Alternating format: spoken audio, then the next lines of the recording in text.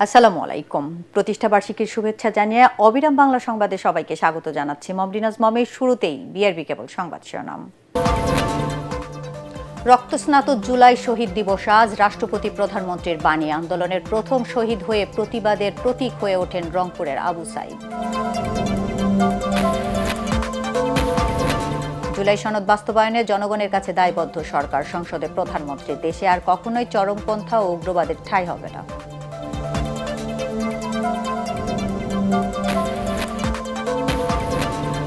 Latin ছন্দে ম্লান ইউরোপের দুর্দান্ত গতির ফুটবল। ইংল্যান্ডকে 2-1 গোলে হারিয়ে ফাইনালে আর্জেন্টিনা, প্রতিপক্ষ স্পেন।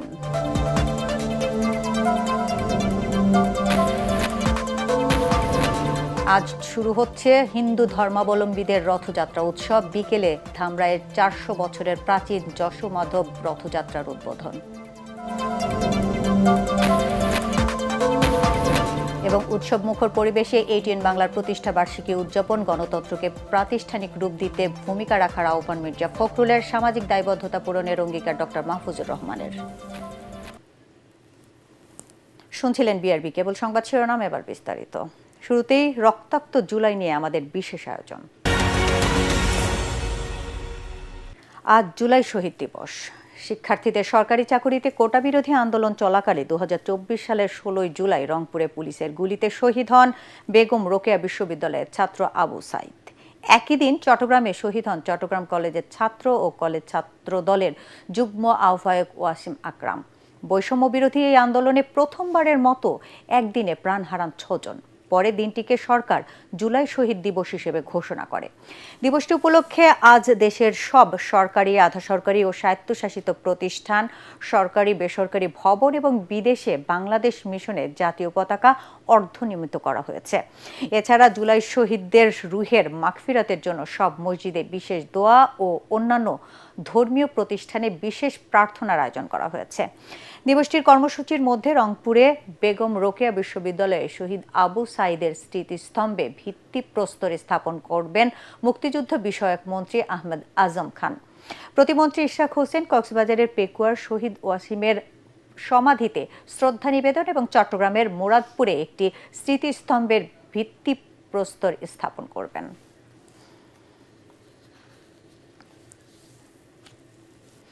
এদিকে জুলাই শহীদ দিবস উপলক্ষে রাষ্ট্রপতি মোহাম্মদ শাহাবুদ্দিন ও প্রধানমন্ত্রী তারেক রহমান পৃথক বাণী দিয়েছেন। রাষ্ট্রপতি তার বাণীতে বলেন, জুলাই গণ অভ্যুত্থান ছিল বৈষম্য, দুর্নীতি, নিপীড়ন ও স্বৈরাচারী শাসনের বিরুদ্ধে জনগণের সম্মিলিত প্রতিরোধ। তিনি শহীদদের আত্মত্যাগের প্রতি গভীর শ্রদ্ধা জানিয়ে তাদের স্বপ্নের বৈষম্যহীন, মানবিক, জবাবদিহিমূলক ও গণতান্ত্রিক বাংলাদেশ গড়ে তুলতে সবাইকে ঐক্যবদ্ধভাবে কাজ করার আহ্বান জানান। অন্যদিকে প্রধানমন্ত্রী তারেক রহমান তার বাণীতে বলেন, 16 জুলাই ছাত্র জনতার আত্মত্যাগ গণতন্ত্র পুনঃপ্রতিষ্ঠার আন্দোলনকে নতুন গতি দেয়। তিনি বলেন, শহীদ আবু সাইদ, ওয়াসিম আকরাম সহ সকল শহীদদের আত্মত্যাগ জাতিকে অন্যায়ের বিরুদ্ধে রুখে দাঁড়ানোর সাহস জুগিয়েছে। তাদের আদর্শ ধারণ করে নিরাপদ, মানবিক, স্বনির্ভর ও গণতান্ত্রিক বাংলাদেশ গড়ে তোলার আহ্বান জানান তিনি। 24-এর গণঅভ্যুত্থান যে কয়েকটি নাম আত্মত্যাগ তা আর প্রতিবাদের প্রতীক হয়ে আছে, তাদের মধ্যে অন্যতম শহীদ আবু সাইদ। দুহাত প্রসারিত করে বুক চিতিয়ে রাজপথে দাঁড়ানো এই তরুণের মৃত্যু নাড়া দিয়েছে গোটা দেশকে। তবে যে প্রত্যাশা নিয়ে জীবন দিয়েছিলেন অসংখ্য তরুণ, সেই বৈষম্য আজও দূর হয়নি বলে মনে করেন আবু সাইদের বাবা মকবুল হোসেন। রংপুর থেকে ফিরে এহসানুল হক গনি স্বজনের ক্যামেরায় আরও জানাচ্ছেন খায়রুল আলম। জুলাইয়ের উত্তপ্ত দুপুর, রাজপথ জুড়ে উত্তেজনা, স্লোগান আর আন্দোলনের ঢেউ। সেই উত্তাল জনসমুদ্রের মাঝে এক অকুতোভয় তরুণ আবু সাইদ। বেগম রোকেয়া বিশ্ববিদ্যালয়ের মেধাবী শিক্ষার্থী, যার পরিবারে দরিদ্রতা ছিল নিত্যসঙ্গী। স্বপ্ন ছিল অভাব গোছানোর, কিন্তু হঠাৎ করেই দেশমাতৃকার প্রয়োজন আরও বড় হয়ে ওঠে। বৈষম্যহীন দেশ গড়ার তাগিদ থেকেই রাজপথে নামেন তিনি। আমার ছেলে একটা মেধাবী ছিল, এই রকম পরিবারের মধ্যে থেকে টিউশনি করে মানুষের ছেলেক পড়ে, খুব কষ্ট করে পড়ছিল। 24-এর 16 জুলাই আন্দোলন ক্রমেই অগ্নিগর্ভ হয়ে ওঠে। প্রাণঘাতী সংঘর্ষ, ধোঁয়া আর আতঙ্ক টলাতে পারেনি আবু সাইদকে। দুহাত প্রসারিত করে হিংস্র হয়ে ওঠা আইনশৃঙ্খলা বাহিনীর সদস্যের সামনে দাঁড়িয়ে যান তিনি। তবে ঘাতক পুলিশের গুলিতে নিভে যায় এই বীরের জীবন প্রদীপ। শহীদ আবু সাঈদ আজ আমাদের মাঝে নেই, কিন্তু তার সাহস, আত্মত্যাগ আর প্রতিবাদের চেতনা বেঁচে থাকবে প্রজন্ম থেকে প্রজন্ম। ইতিহাসে কিছু নাম সময়ের সঙ্গে সঙ্গে মুছে যায়, আর কিছু নাম হয়ে ওঠে জাতির বিবেক। আর আবু সাঈদ সেই অমর নামগুলোর একটি। একজন সন্তানের মৃত্যু, এক মায়ের বুক খালি হয়ে যাওয়া আর বাবার নীরব হয়ে যাওয়ার গল্প, একটি পরিবারের স্বপ্ন থেমে যাওয়ার গল্প। যে ঘরে একদিন হাসির শব্দ ছিল, আজ সেখানে স্মৃতি আর অপেক্ষার দীর্ঘশ্বাস। স্বপ্নের একটা পুতুল ছিল আমার সংসারের মধ্যে, সেটা এখন নাই। আমি এখন অসহায়। সরকারের কাছে আগুন দাবি জানাই যে বিচারটা কার্যকর হোক। দেশে এবং দেশের বাহিরে তাদের সাজাপ্রাপ্ত যে আসামি আছে তাদের যেন যথাযথভাবে তাদের শাস্তি কার্যকর করে। আবু সাঈদ, তার নাম আজ উচ্চারিত হয় সাহসের প্রতীক হিসেবে। অনেক তরুণের কাছে তিনি অন্যায়ের বিরুদ্ধে প্রতিবাদের এক অনুপ্রেরণা। জুলাইয়ের সেই রক্তাক্ত অধ্যায়ে তার আত্মত্যাগ বাংলাদেশের ইতিহাসের একটি গুরুত্বপূর্ণ বাঁক হয়ে থাকবে। খায়রুল ইসলাম, এটিএন বাংলা, পীরগঞ্জ, রংপুর।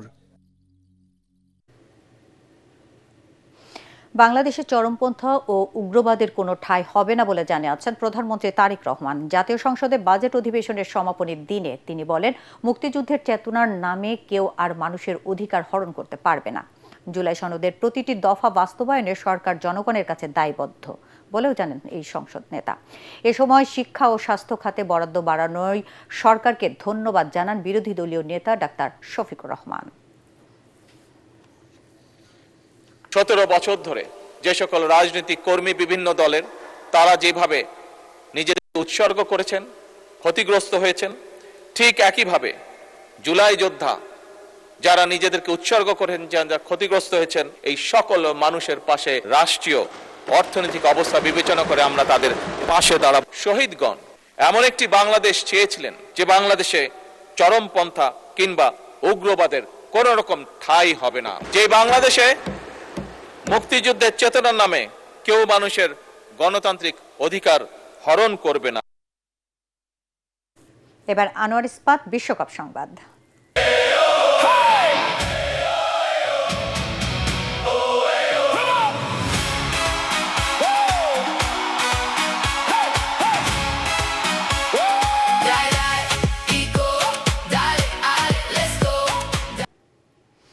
উত্তেজনা, লড়াই আর ফাউলে ভরা এক ম্যাচে প্রত্যাবর্তনের দুর্দান্ত এক গল্প লিখে টানা দ্বিতীয়বার বিশ্বকাপের ফাইনালে আর্জেন্টিনা।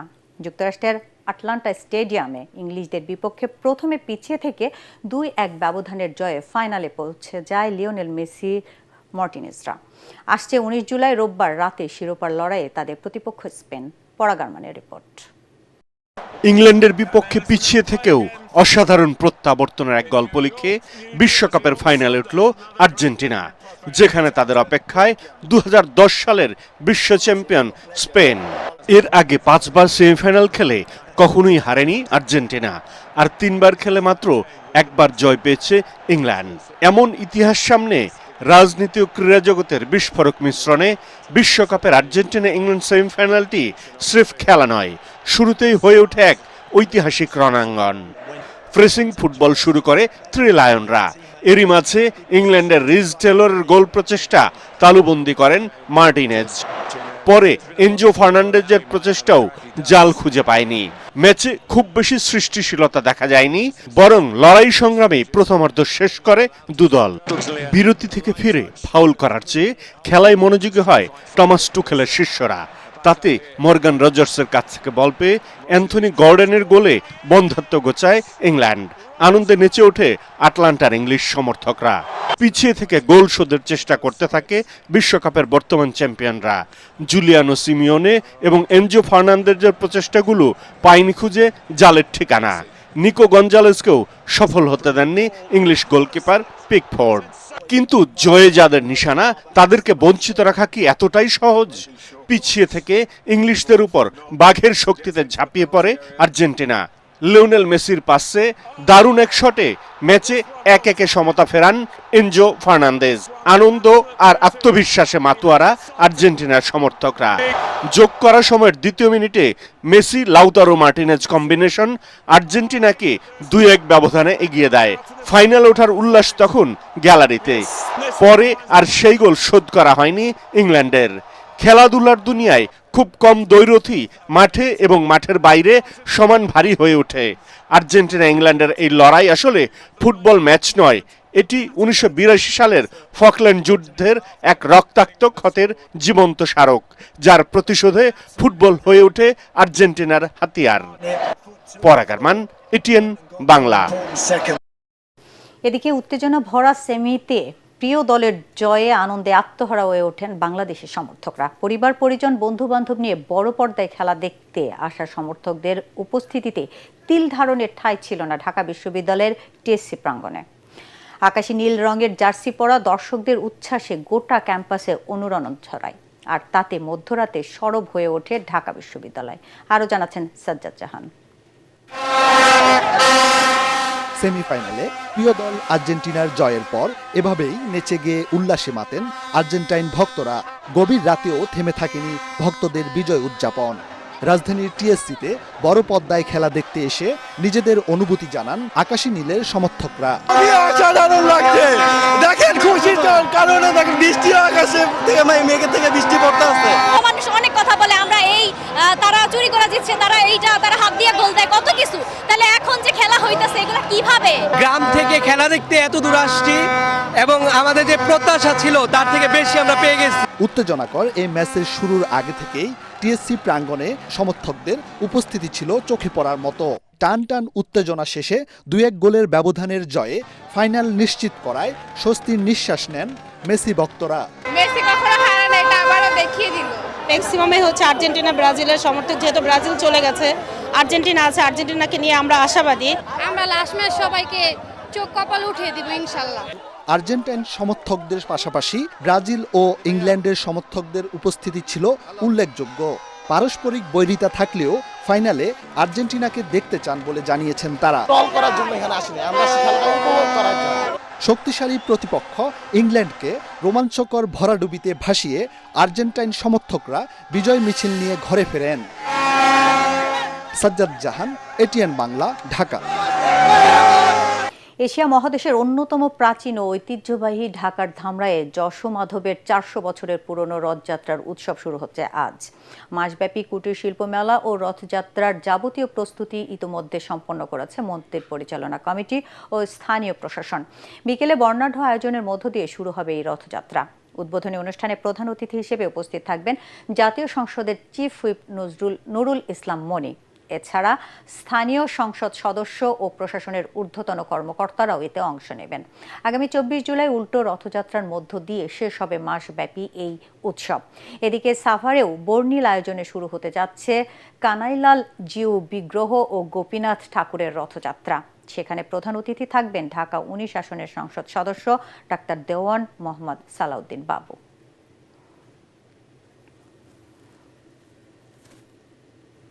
29 বছর পার করে 30 বছরের যাত্রা শুরু করলো দেশের প্রথম বেসরকারি satellite television channel ATN Bangla. এই উপলক্ষে বুধবার রাজধানীর কারওয়ান বাজারে চ্যানেলটির প্রধান কার্যালয়ে এটিএন বাংলা পরিবারকে শুভেচ্ছা জানান স্থানীয় সরকার মন্ত্রী, তথ্যমন্ত্রী সহ রাজনৈতিক ও সামাজিক সংগঠনের নেতৃবৃন্দরা।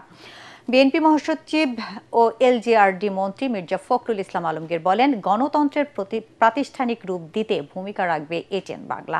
আর যুগের সাথে তাল মিলিয়ে দর্শকদের আস্থা ধরে রাখার প্রত্যাশা ব্যক্ত করেন তথ্যমন্ত্রী জহিরুদ্দিন স্বপন। এ সময় এটিএন বাংলা ও এটিএন নিউজের চেয়ারম্যান ডক্টর মাহফুজুর রহমান বলেন, 3 দশকের পথ চলায় শত বাধা পেরিয়েও অন্যায়ের সাথে কখনোই আপোষ করেনি এটিএন বাংলা। গণতন্ত্র ও মানুষের অধিকার প্রতিষ্ঠায় সবসময় সোচ্চার থেকেছেন। বিস্তারিত জানাচ্ছেন ইয়াসিন রানা।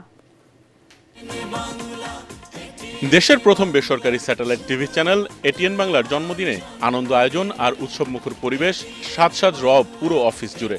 নিজেদের কলাকুশলী সাংবাদিকদের পাশাপাশি এই আয়োজনে যোগ দেন সরকারের মন্ত্রী, বিভিন্ন রাজনৈতিক দলের নেতৃবৃন্দ, টিভি চ্যানেল, সরকারের বিভিন্ন সংস্থা, শিল্পী, বিভিন্ন প্রতিষ্ঠান ও সমাজের বিশিষ্টজনেরা। মাননীয় মন্ত্রী মহোদয়গণ আমাদের সাথে আছেন, সেই সাথে আছেন। কেক কেটে ৩০তম বছরে পদার্পণের সূচনা করেন এটিএন বাংলার চেয়ারম্যান ডক্টর মাহফুজুর রহমান। সাথে ছিলেন বিএনপি মহাসচিব ও এলজিআরডি মন্ত্রী মির্জা ফখরুল ইসলাম আলমগীর ও তথ্যমন্ত্রী জহিরুদ্দিন স্বপন।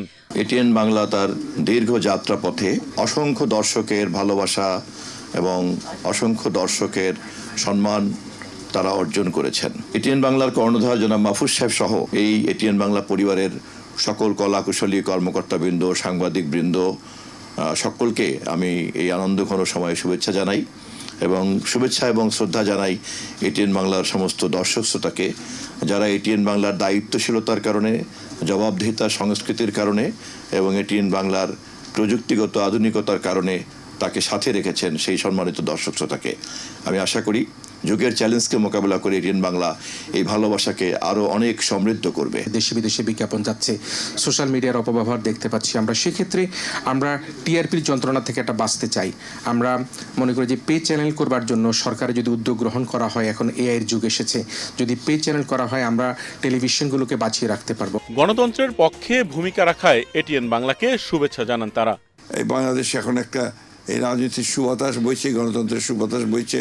আমরা মনে করি যে এই সময়টাকে ধরে রেখে এটিএন বাংলাও তার যে ভূমিকা, গণতন্ত্রকে প্রাতিষ্ঠানিক রূপ দেওয়ার যে ভূমিকা, সেই ভূমিকা তারা আগের মতোই অক্ষুণ্ণ রাখবেন এবং অগণিত দর্শক শ্রোতা তাদের যে আশা আকাঙ্ক্ষা সেগুলোকে তারা পূরণ করতে সক্ষম হবেন। এটিএন বাংলার পরিচালক হাসান আহমেদ চৌধুরী কিলন বলেন, এটিএন বাংলা আজীবন বাংলার মানুষের আশা আকাঙ্ক্ষাকে বুকে ধারণ করে এগিয়ে যাবে। এটিএন বাংলা কখনোই কিন্তু ওই প্রতিযোগিতায় লিপ্ত হতে চায় না, কার আগে কে স্কল দেবে, কার আগে কে নিউজ দিবে। আমরা জেনে শুনে বুঝে দেবার চেষ্টা করি। আমরা সেই সাবধানের জায়গাটা সবসময় অবলম্বন করি, যাতে কোনো ভুয়া তথ্য, অপতথ্য, মিথ্যা তথ্য প্রচারের মাধ্যমে সামাজিক, রাজনৈতিক এবং ধর্মীয়ভাবে কোনো রকম উচ্ছৃঙ্খলতা তৈরি না হয়। এটিএন বাংলার চেয়ারম্যান ডক্টর মাহফুজুর রহমান বলেন, শত বাধা সত্ত্বেও গণতন্ত্রের পক্ষে ভূমিকা রাখতে আপোষ করেনি এটিএন বাংলা। আমি তাদেরকে একটু আশ্বাস দিতে চাই যে আমরা এটিএন বাংলা শুরু থেকেই বিএনপিকে পুরো দস্তুর আমরা সাপোর্ট করে যেতাম, কারণ আমি একমাত্র ছিলাম সে সময় যে সাব্বাস বাংলাদেশ চালাইছিলাম। আমি এইটুকু বলতে পারি যে আমরা বরাবরই বিএনপির সংগ্রামের সঙ্গে ছিলাম, আগামী তো ইনশাআল্লাহ থাকবো। এটিএন বাংলার জন্মদিনে শুভেচ্ছা জানান রাষ্ট্রপতি মোহাম্মদ শাহাবুদ্দিন। তার পক্ষে জন্মদিনের অনুষ্ঠানে যোগ দেন প্রেস সচিব সরওয়ার আলম। পুরো পৃথিবীতে কিন্তু এটিএন বাংলা কিন্তু আমাদের এই যে অবিরাম বাংলার মুখ, এটা কিন্তু সবচেয়ে প্রথম নিয়ে এসছে। আর এটিএন বাংলা আরেকটা জিনিস ভালো লাগে যে এটিএন বাংলা কিন্তু একটু সাধারণ মানুষের যে অনুষ্ঠান, একটা সাধারণ অনুষ্ঠানও সেটাও কিন্তু কাভার করে, সব কিছুই কাভার করে, নিউজে এবং আপনার অনুষ্ঠানেও। তো সেই জন্য এটিএন বাংলাকে আমি শুভেচ্ছা জানাবো। এটিএন বাংলা সবসময় সত্য ও কল্যাণের পক্ষে থাকবে বলে প্রত্যাশা জামায়াত ইসলামের। দীর্ঘ এই পথ চলায় বাংলাদেশের মানুষের একান্ত আপনজন হয়ে উঠেছে আমি মনে করি যে এটিএন বাংলা। প্রথম প্রজন্মের এবং একদম প্রথম দিকের নিউজ যেটা আমরা বিটিভির পরেই দেখতাম। আমরা আগামীর পথ চলায় প্রত্যাশা করব যে তারা সত্যের পক্ষে, কল্যাণের পক্ষে থাকবেন এবং জনগণের পক্ষে থাকবেন। প্রজন্মের পর প্রজন্ম বেড়ে উঠেছে এটিএন বাংলার অনুষ্ঠান দেখে। ঈদের আনন্দ, বিশ্বকাপের উন্মাদনা, জাতীয় দিবসের গর্ব কিংবা দুর্যোগের সময়ে মানুষের পাশে থাকার অঙ্গীকার সবখানেই ছিল এটিএন বাংলার উজ্জ্বল উপস্থিতি। জন্মদিনের আনন্দ উদযাপনে অংশ নেন সকলে। এটিএন বাংলাই বাংলাদেশের প্রথম ডিজিটাল প্ল্যাটফর্ম এবং তারপরে এটিএন বাংলাকে অন্যান্য প্রতিষ্ঠান ফলো করেছে। এটা আমাদের আতুর ঘর, শিল্পীদের আতুর ঘর। আতুর ঘর এই সেন্সে বলছি আমি, এখান থেকে কিন্তু আজকে বেসরকারি টেলিভিশন, স্যাটেলাইট টেলিভিশন, আমরা যা কিছু যত কিছুই বলি, পৃথিবীময় যে ছড়িয়ে পড়া শুরু এখান থেকে, এই মানুষটার হাত ধরে। আমি শুভেচ্ছা জানাই এটিএন বাংলাকে। এটিএন বাংলা আরো এগিয়ে যাক, তার পথ ধরে। এটিএন বাংলার যিনি চেয়ারম্যান মাহফুজ ভাই অত্যন্ত জনপ্রিয় মানুষ, যারা সংবাদ সংগ্রহ করে বাংলাদেশের প্রতিটি জেলা, উপজেলা, ইউনিয়ন পর্যায়ে এই সংবাদগুলো পৌঁছে দেন, তাদের সকলের প্রতি শুভেচ্ছা রইল। আমার বিশ্বাস এটিএন বাংলা এই 30 বছরে পা দিয়ে অনেক বছর চলবে, যার আমরা হয়তো থাকবো না, এটিএন বাংলা থাকবে। ওভারঅল যে সাংবাদিকতা বাংলাদেশের প্রতিটা ঘরে ঘরে প্রান্তিক পর্যায়ে পৌঁছিয়েছে, এটা বিশাল একটা কাজ। এটিএন বাংলার এই পথ চলায় অনেক হিস্ট্রি তৈরি হয়েছে, যে হিস্ট্রিটা বাংলাদেশের সাংবাদিকতায়, বাংলাদেশের টেলিভিশন সাংবাদিকতার অন্যতম অংশ। বস্তুনিষ্ঠ যে সংবাদ পরিবেশন এবং খবরের ভেতরে গিয়ে প্রকৃত সত্যটাকে তুলে আনার ক্ষেত্রে এটিএন বাংলা অনন্য প্রোগ্রাম করে থাকে তারা। You have been doing an excellent job during the past 30 years in trying to to ensure that the news reaches the remotest communities here in Bashundhara group সবসময়ই এটিএন বাংলার চলার পথে সঙ্গী হয়ে থাকবে। ঢাকঢোল ব্যান্ড পার্টি নিয়ে এটিএন বাংলার জন্মদিনে শুভেচ্ছা জানায় বেসরকারি টিভি চ্যানেল আই। মোহর, মিষ্টি আর ফুল দিয়ে আনন্দ আয়োজনে যোগ দেয় চ্যানেলটি। এটিএন বাংলার যে প্রোগ্রাম সেটা করতে এবং পথ প্রদর্শক বাংলাদেশের চ্যানেলে, প্রাইভেট চ্যানেলে, সেই প্রদর্শিত পথেই আমরা চলছি সবাই। এবং সেই কথাটি আমি বারবার বলবো যে এটিএন বাংলার মাহফুজুর রহমান 100 বছর বাঁচুক, আরও বেশি বাঁচুক। শুভেচ্ছা জানান জাতীয় সংসদের হুইপ রুহুল কুদ্দুস তালুকদার দুলু। আমি সকলের কাছে কৃতজ্ঞ, সকলের নাম বলে শেষ করতে পারবো না, সকলে আমাকে সহযোগিতা করেন। এবং আগামী দিনে আমি এইটুকু বলতে চাচ্ছি, আগামী দিনে যে কোনো বিপদ আপদে দুর্দিনে এই রুহুল কুদ্দুস তালুকদার দুলু এটিএন বাংলার পরিবেশে থাকবে। দুলু ভাইয়ের নিউজগুলি, প্রতিটা নিউজ, এমন কোনো নিউজ নেই যে আমি এটিএন বাংলায় দেখাই নেই। এই জন্য আমাকে ডিজিটাল থেকে অনেক হুমকি দেওয়া হয়েছে, গভর্নমেন্ট থেকে দেওয়া হয়েছে। 3 দশকের এই পথ চলায় দর্শকের ভালোবাসাই এটিএন বাংলার সবচেয়ে বড় শক্তি। সেই ভালোবাসাকে সঙ্গে নিয়েই আগামী দিনের নতুন অভিযাত্রায় এগিয়ে যাবে দেশের প্রথম ও বিশ্বের প্রথম বাংলাভাষী satellite television channel ATN Bangla. Yasin Rana, ATN Bangla, Dhaka.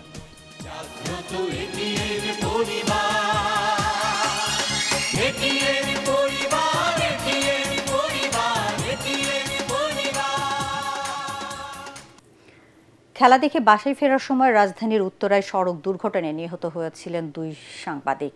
Police জানায়, ভোররাতে জসিমউদ্দিন বাসস্ট্যান্ড এলাকায় মোটরসাইকেল করে বাসায় ফেরার পথে দ্রুত গতির একটি বাস তাদের চাপা দিলে ঘটনাস্থলেই মারা যান প্রাণের বাংলাদেশ পত্রিকার সাংবাদিক রবিউল আলম রাজু এবং সংবাদ দিগন্তের সাকিবুল হাসান। নিহতরা দুজনেই উত্তরা প্রেস ক্লাবের সদস্য ছিলেন। রাতে একসাথে বিশ্বকাপ ফুটবলের খেলা দেখে ফিরছিলেন তারা। ঘাতক বাসটিকে আটক করা গেলেও চালক পালিয়ে গেছে বলে জানায় পুলিশ। এবার আন্তর্জাতিক সংবাদ।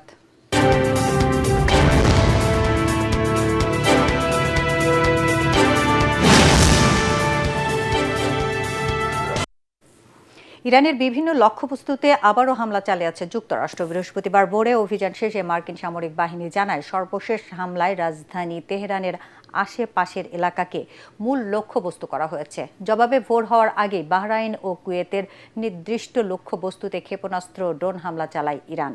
টানা কয়েকদিনের পাল্টাপাল্টি হামলায় মধ্যপ্রাচ্যে নতুন করে উত্তেজনা ছড়িয়ে পড়েছে। ইরানের কর্মকর্তাদের দাবি, সবশেষ 4টি মার্কিন হামলায় 35 জনের বেশি নিহত এবং 3 শতাধিক মানুষ আহত হয়েছেন। এতে পুরো অঞ্চল আবারও বড় ধরনের যুদ্ধের ঝুঁকি সৃষ্টি হয়েছে। এদিকে যুক্তরাষ্ট্র ইসরায়েলের হামলার পর ইরান হরমুজ প্রণালী দিয়ে আবারও জাহাজ চলাচল বন্ধ করে দিয়েছে। এতে বিশ্ববাজারে তেল সরবরাহ বিভিন্ন পণ্যের দাম বেড়েছে। শেষ করার আগে বিআরবি কেবল সংবাদ শিরোনাম আরেকবার। রক্তস্নাত জুলাই শহীদ দিবস আজ। রাষ্ট্রপতি প্রধানমন্ত্রীর বাণী। আন্দোলনের প্রথম শহীদ হয়ে প্রতিবাদের প্রতীক হয়ে ওঠেন রংপুরের আবু সাইদ। জুলাই সনদ বাস্তবায়নে জনগণের কাছে দায়বদ্ধ সরকার। সংসদে প্রধানমন্ত্রী, দেশে আর কখনোই চরমপন্থা ও উগ্রবাদের ঠাঁই হবে না।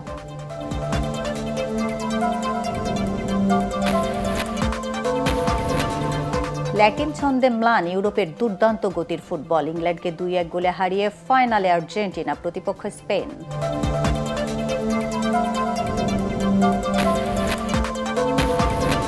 আজ শুরু হচ্ছে হিন্দু ধর্মাবলম্বীদের রথযাত্রা উৎসব। বিকেলে ধামরাইয়ের 400 বছরের প্রাচীন যশোমাধব রথযাত্রার উদ্বোধন।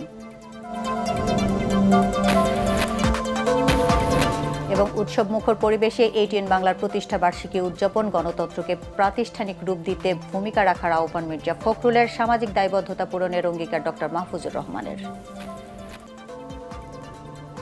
দর্শক, পরবর্তী সংবাদ দেখার আমন্ত্রণ জানিয়ে এখনকার মতো শেষ করছি। এটিএন বাংলা সংবাদ ইউটিউবে দেখতে ব্রাউজ করুন youtube/ATN Bangla News। ধন্যবাদ সবাইকে।